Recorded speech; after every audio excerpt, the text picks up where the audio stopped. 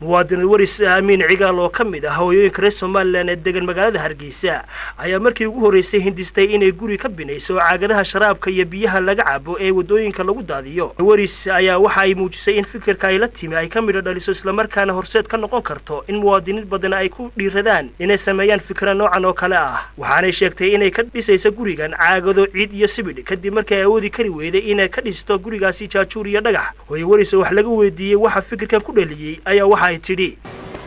waxay igu dhaliyay maqsan kana dhisay maqsan ma dhisayeen intii aan ka gaaray waan dhisayaan way reerkaygu u badan yahay u balaarin yahay dabeedna waan u dhisayaa iska qaada ma dharkaan baana waan hayo dal ag ma haysto caagadaha dawladii hoosaba uu itaal weyday baan u Hargeysa ka doondoonaya dabeed waa inaan kolka ka dhisto 4 iyo 5 maqsan intii aan ka gaari karo sababtoo 3 iyo 3 qof aan daarada ku deganahay marka dawaa inaan iskuulka inaan ku dhigto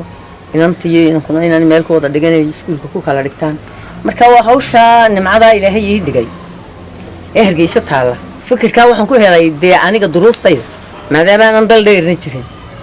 dalkana shaqadan ka shaqaystaa way yartahay waxaan qaadaa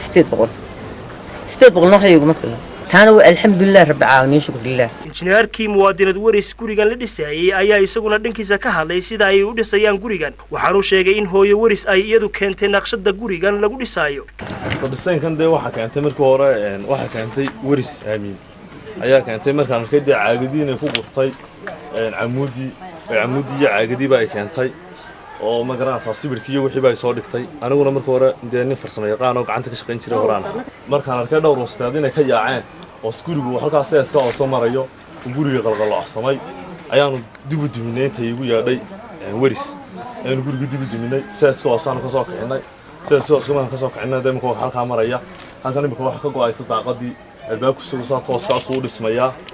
dhinaca kalena uu ka soo dhismaya isaguna halkan isaga daaqada ayaa inta ka go'aysa daaqadii baan sugeynaa guriga inta kale labada dhinac maanta liitarku ku masaxmaya wala shaqadeynaya fararka. gabagabadiina muwaadinad waris aamin cigaal waxay fariin u dirtay shacabka iyo madaxweynaha qaranka jamhuuriyadda Soomaaliland mudane Muuse Biixi Cabdi. waxaan ka codsan lahaa 5 caruur in la iigu daro jaamacadaha waxba kale aan la iiqaan